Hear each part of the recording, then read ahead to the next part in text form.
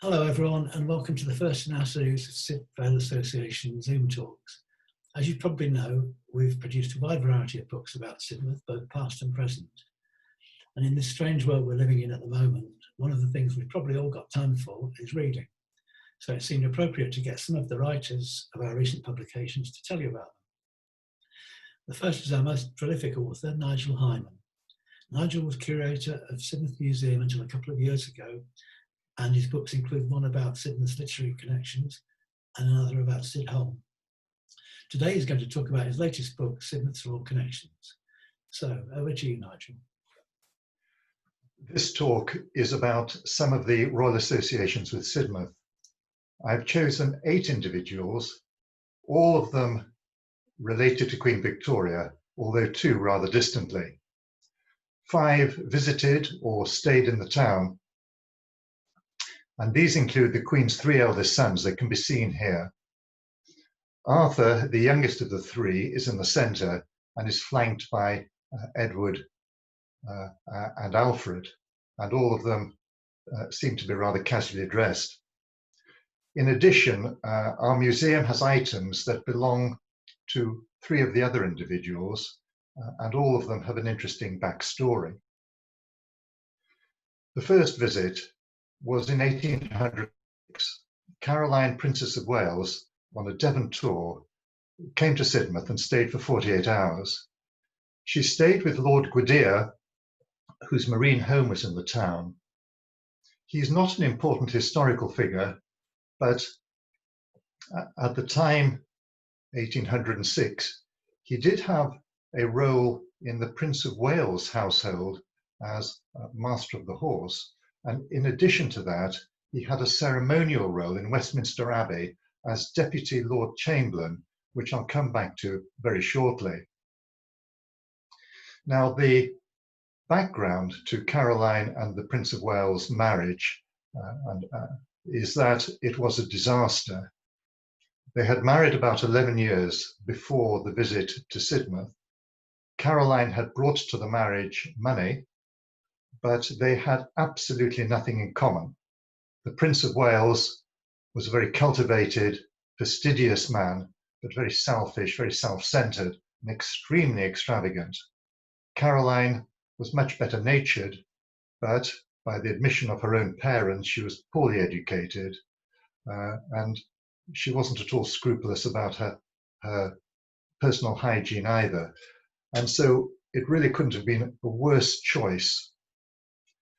They were only together for between 2 and 3 weeks, and then she had really nothing more to do with the Prince of Wales for the remainder of her life.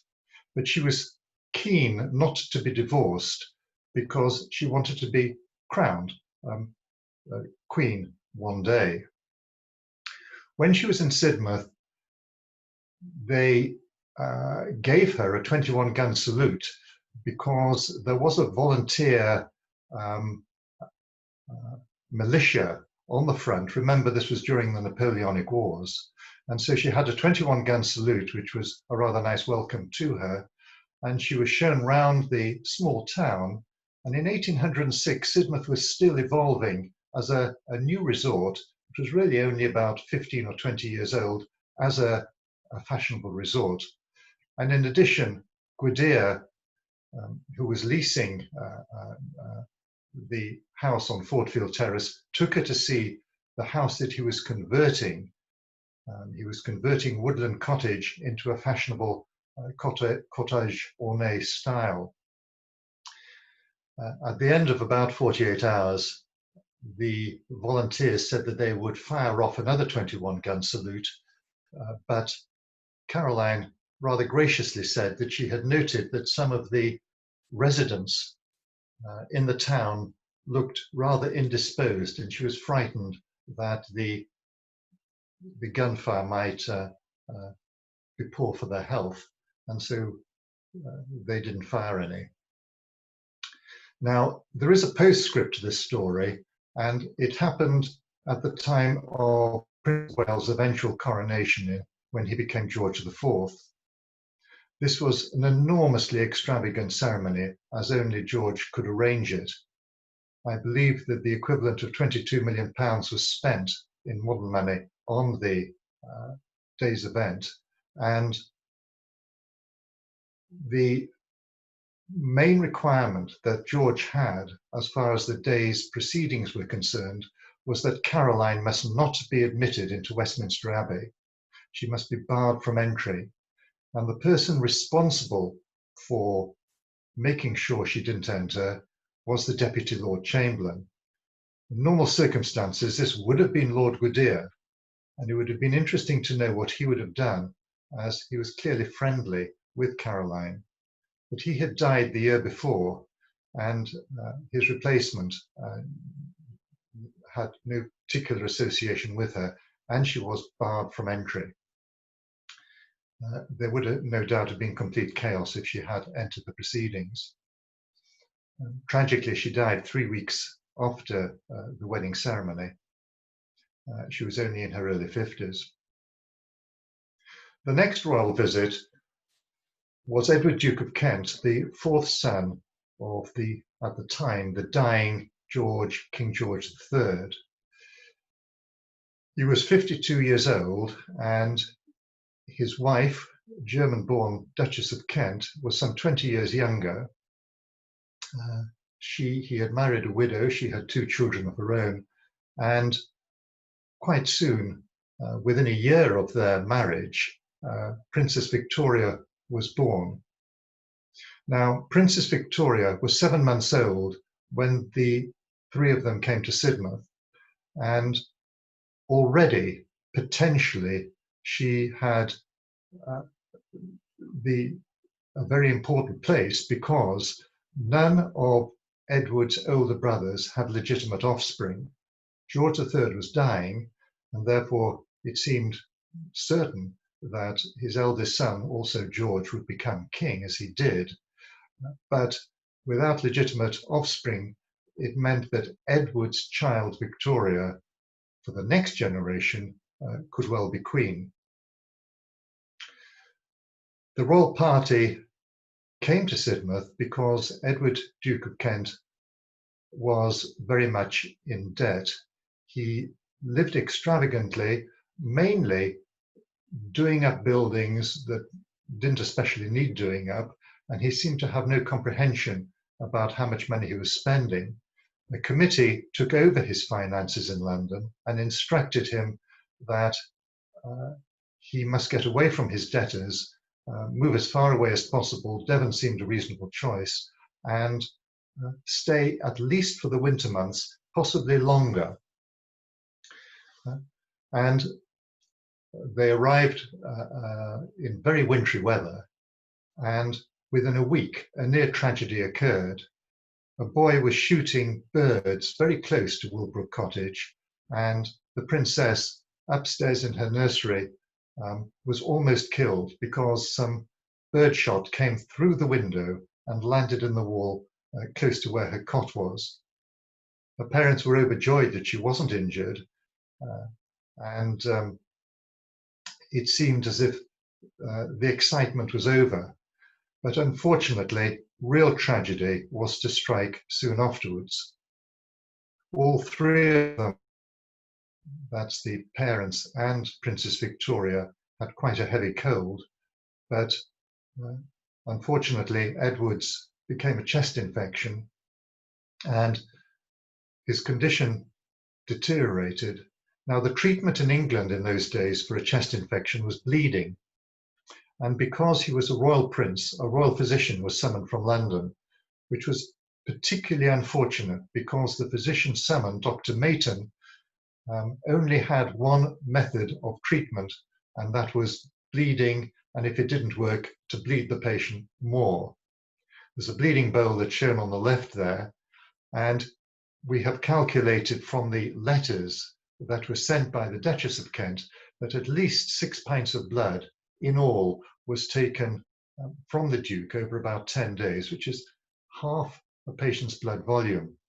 Combined with his dehydrated state because of his fever and the fact that inexplicably he was nursed lying flat, it's not surprising that the poor fellow died. Following his death, the Duchess of Kent, who spoke very little English and must have been extremely frightened by what was happening, and her daughter, the 7-month-old Princess Victoria, quickly went by carriage back to London, where rather reluctantly the Prince of Wales allowed them to live in Kensington Palace, rather ironically, in the same rooms that Caroline, his wife, had had previously. And the funeral arrangements were then made for the Duke of Kent to be taken to Windsor.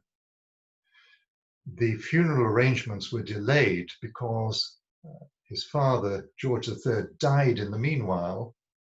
But when the funeral cortege was ready outside the house, apparently ropes were placed on each side of the cortege to prevent it from leaving until the tradespeople in the town had been paid. I can't find this story in any of the written documents, but it's been passed down as a type of folklore, and it has a ring of truth about it. So the visit of the royal party in 1819, 1820 was a real terrible tragedy.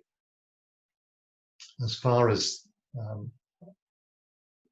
aspects of the visit are concerned that can still be seen, when the princess was staying here, she had her very first pair of shoes made, and the cobbler, recognizing that this was a potentially very important customer, he kept the measurements, and subsequently porcelain shoes, replica shoes, have been made, and we have such a copy in the museum. The house where they stayed is now called the Royal Glen Hotel, and is a beautiful example of the Gothic style. And perhaps most importantly, Queen Victoria in later life in 1860 donated the west window of our parish church in the memory of her father. The images reflect acts of charity associated with his life. When Queen Victoria first became Queen, her first Prime Minister was, of course, Lord Melbourne, whom she very much liked, and they had a good relationship with each other. And she liked to ask him about her father, although I don't think Melbourne knew her father very well, and about her father's illness. And Melbourne told her that in France, when patients are ill, they're allowed to die, but in England, doctors hasten the process, and they certainly did in this case. A rather happier royal visit was the next one, which happened in the autumn of 1856. Queen Victoria's eldest son, Edward, called after grandfather, and his tutor and a groom from the royal household visited Sidmouth.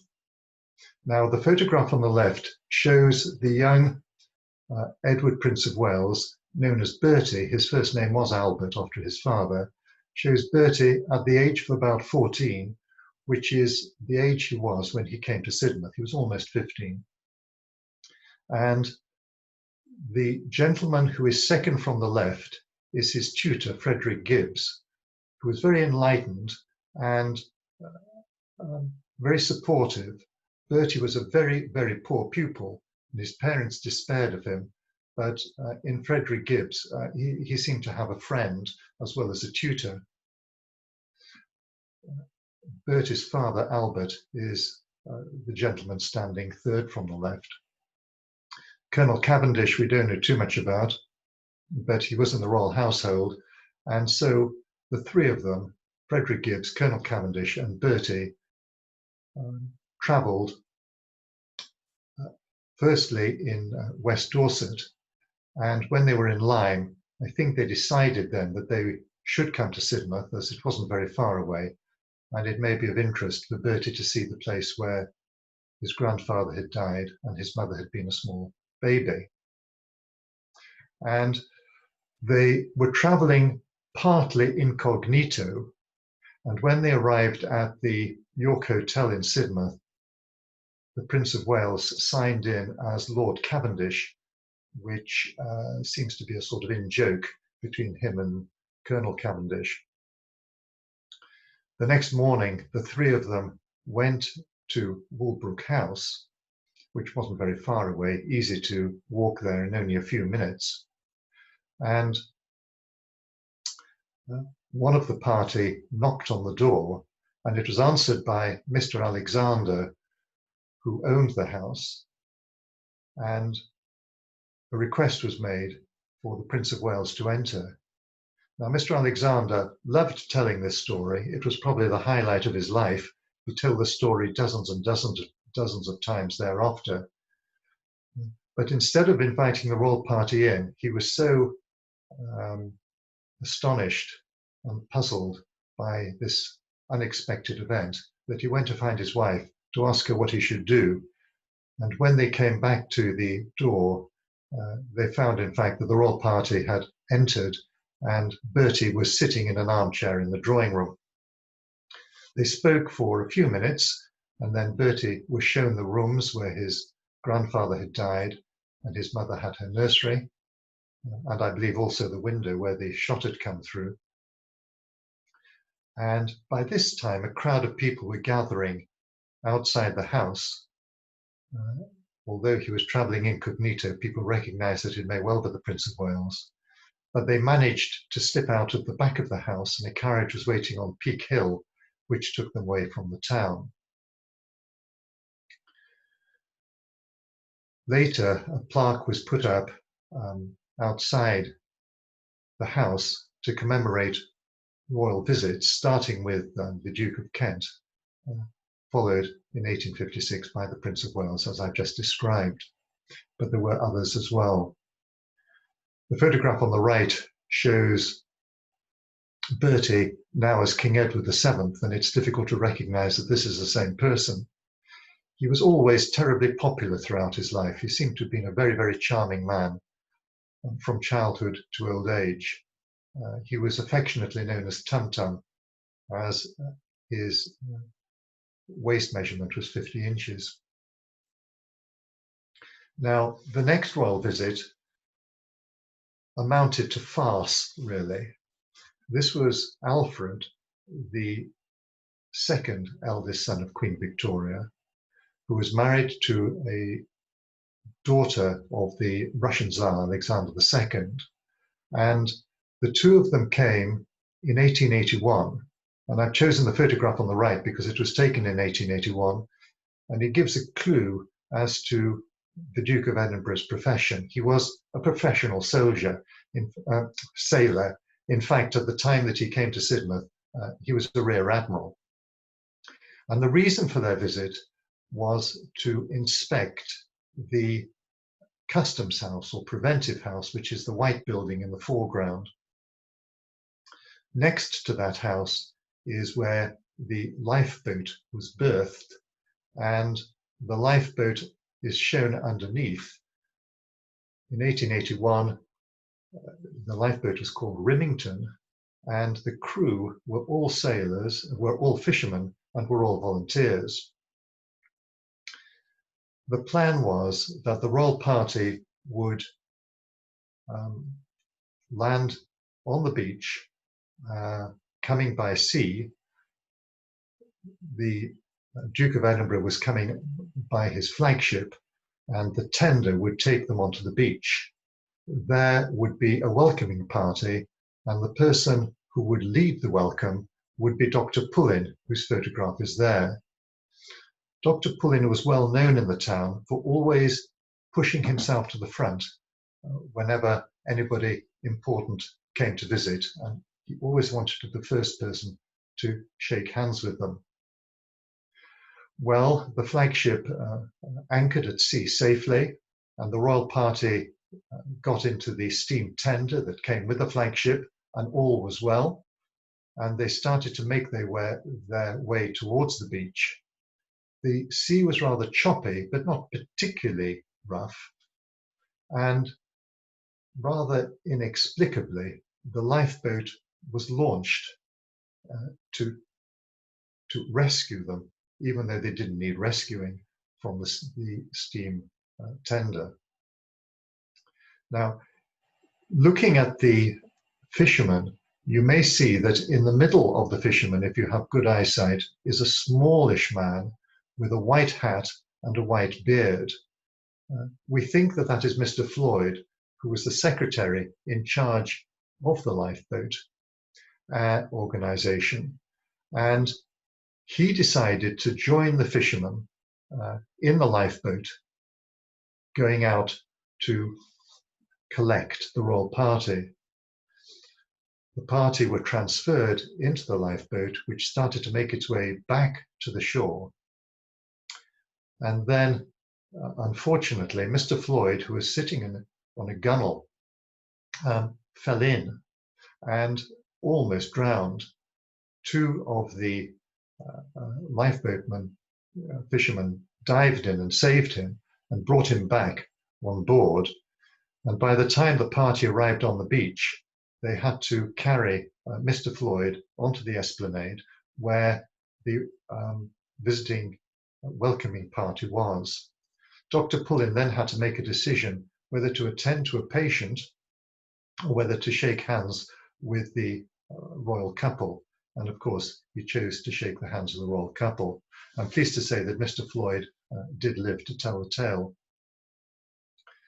The farce hadn't ended there. For some reason, a cream cheese was presented to the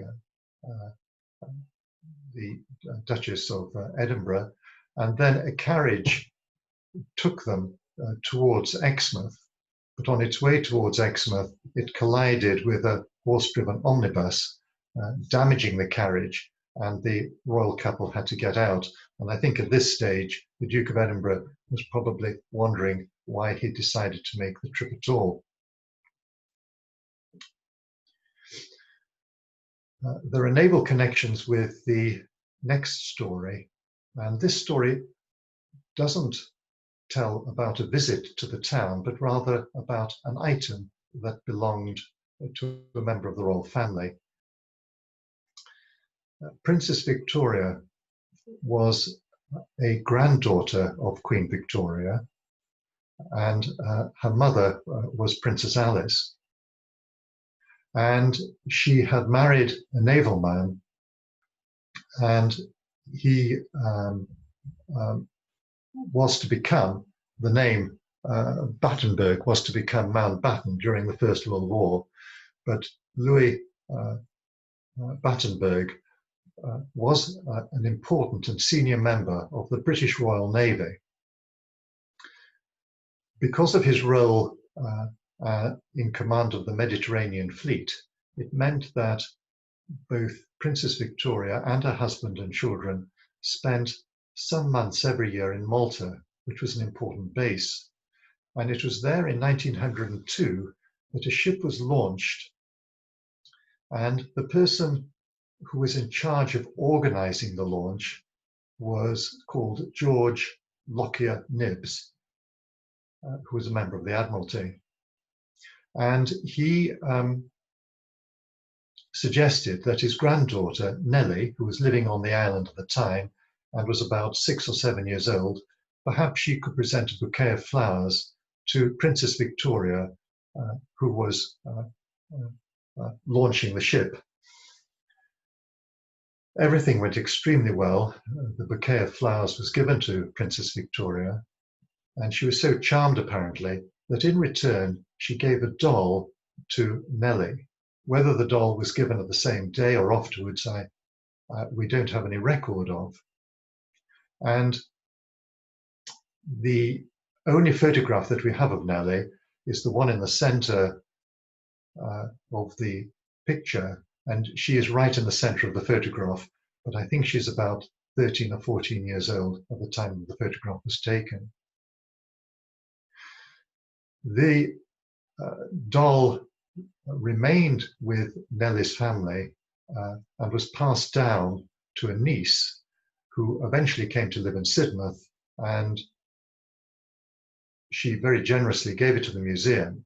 We knew that it was a fine doll, but we hadn't had it expertly looked at until 2014, when there was an Antiques Roadshow in Exeter Cathedral, and that seemed a good opportunity to take the doll, which was looked at by Wendy Kay, who is a great expert, and she said it was a very, very fine doll. And when the program was eventually televised, it was kept until the very last item in the program. She was particularly impressed by the beautiful unglazed porcelain head, as well as the original clothes in very fine condition that the doll is in.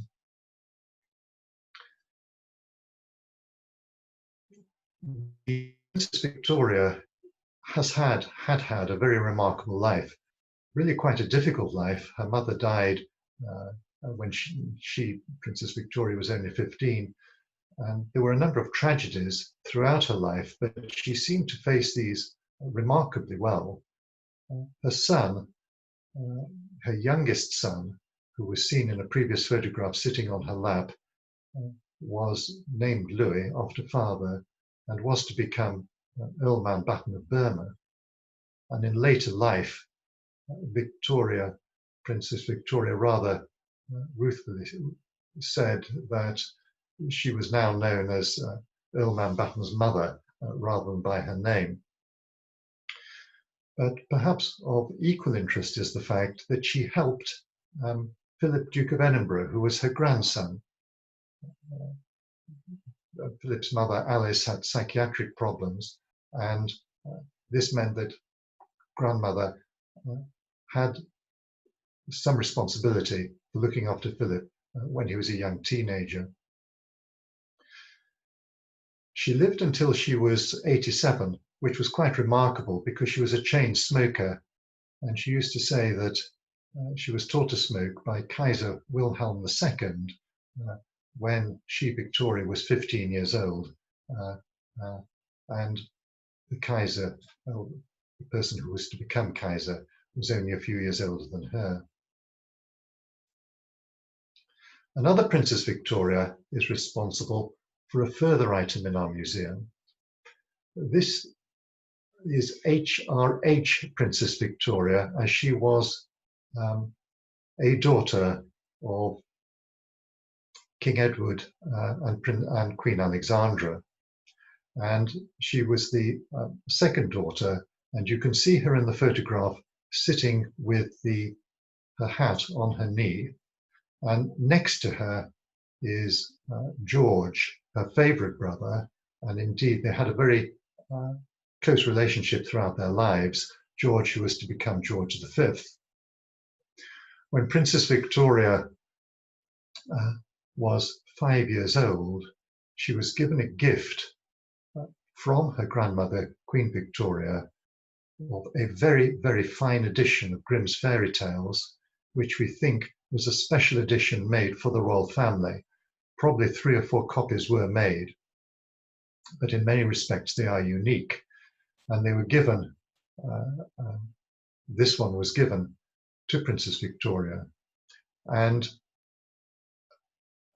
she had it throughout her childhood years, but then in 1885, it seems that she gave it to a member of her household.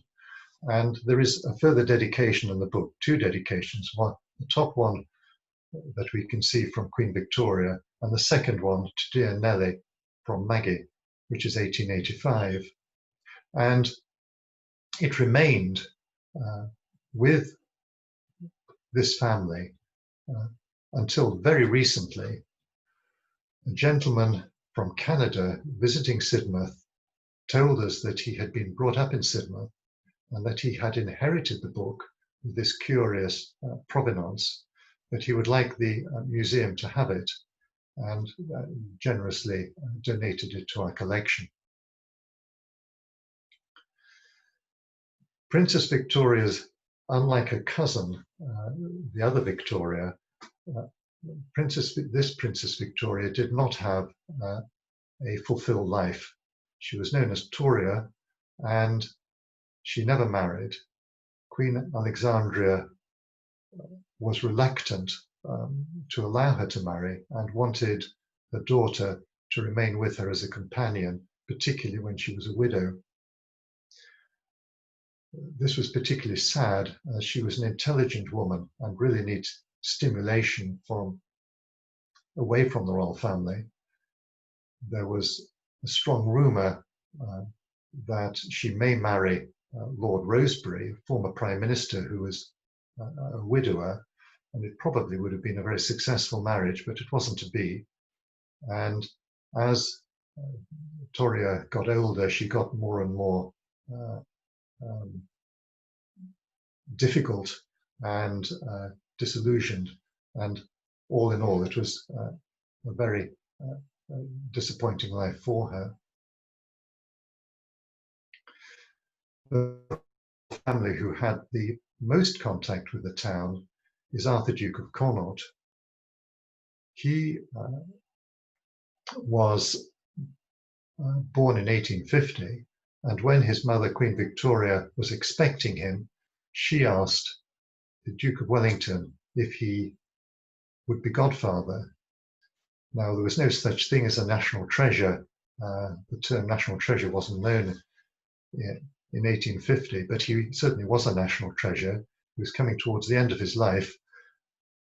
He agreed to become godfather to the child, whether it was a boy or a girl.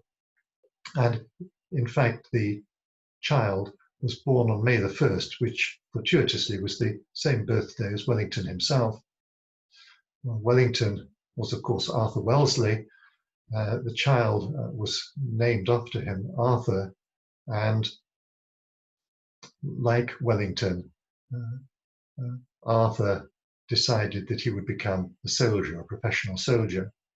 And he was an extremely successful soldier, but the only two things that I would like to talk about, firstly, is one rather curious episode that happened in 1891, which I'll describe first.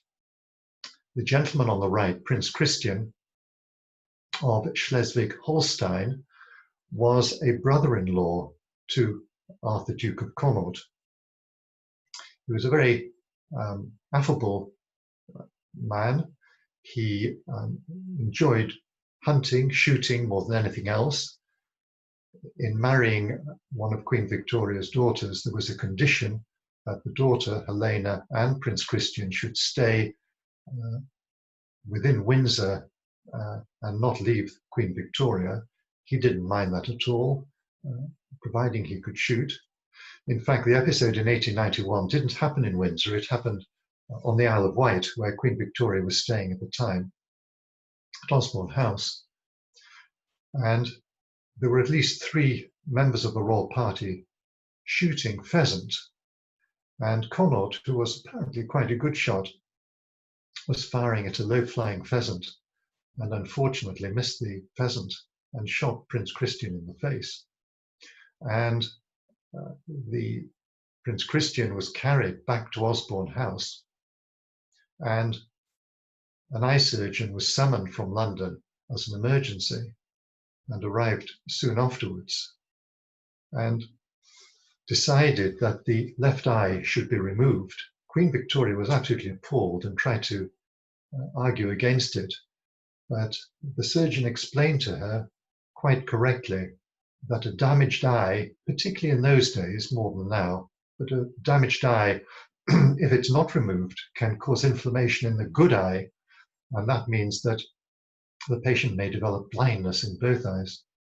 So very reluctantly she gave permission, and his left eye was removed, and he made a rapid recovery and had an artificial glass eye. Well, not just one glass eye, he made the most of this, and he got himself a collection of glass eyes, which he had put in a tray, and he enjoyed himself, particularly when he had guests who were taken by surprise when halfway through dinner, one of the staff would bring in his tray of glass eyes and he would switch one eye to another, which didn't improve their appetites. His favorite eye was a red eye, which he put in whenever he had a bad cold. So there's a slightly happy ending to that story. The other item I want to mention about Arthur is that he was married, successfully married. The Duchess of Connaught unfortunately died of influenza in 1917. But even before that, from 1895 to 1942, he had a very, very close friendship with Leonie Leslie, whose sister is better known, Jenny Jerome, as the mother of Winston Churchill. Now, even whilst the Duchess of Connaught was alive, she enjoyed the company of this lady, and very frequently the three of them were all together. But it was clear from Arthur's letters that he was very much in love with her, and he wrote her love letters throughout his entire life, for the rest of his life, right up to 1942. But it seems likely that this was a platonic relationship, and not a physical relationship.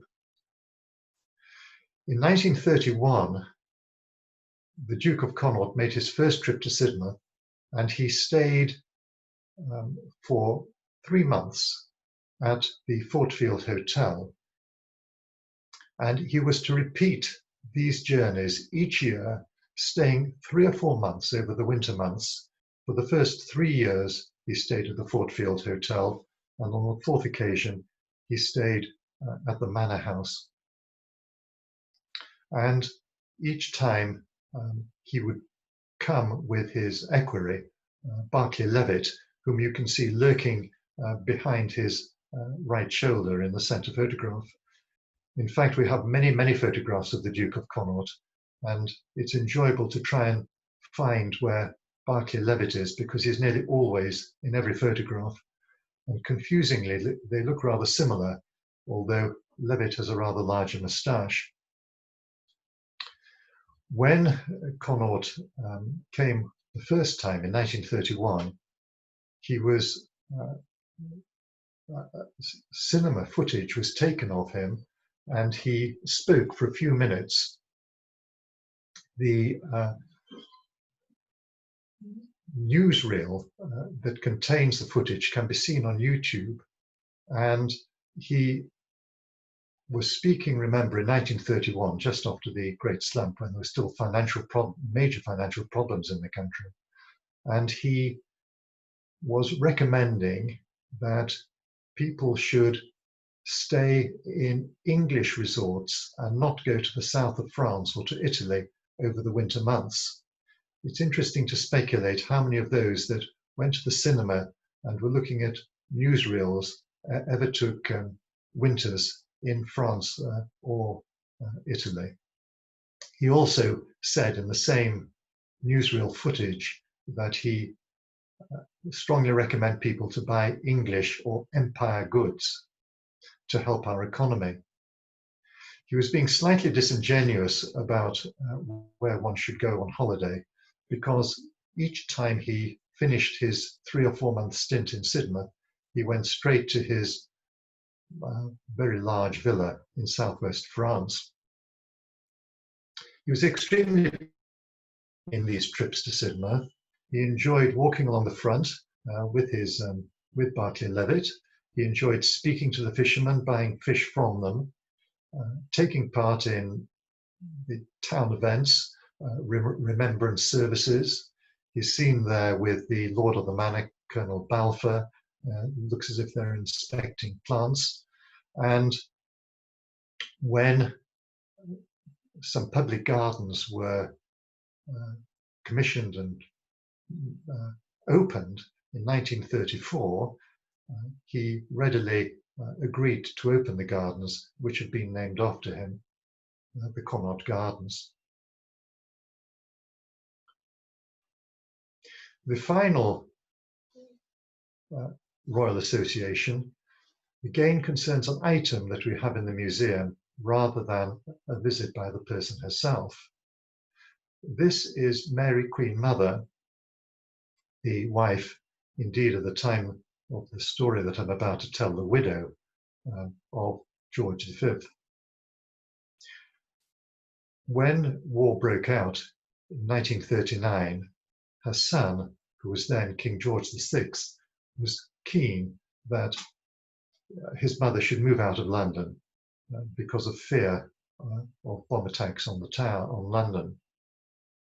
And the natural place for her to go was to her niece's estate in Badminton in Gloucestershire, that is, to the estate of the Duke and Duchess of Beaufort. Now, although that seemed to be a good arrangement, the interests of the Duke and Duchess of Beaufort were very different from those of the Queen Mother.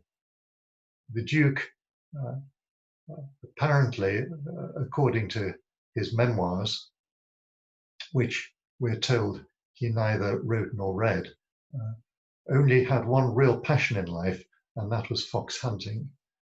In addition, both of them were very interested in all matters to do with horses, and the Duchess had many dogs, and the dogs had special seat places in the drawing room where humans weren't allowed to sit. This was a very different type of life to that which the Queen Mother had been used to in London.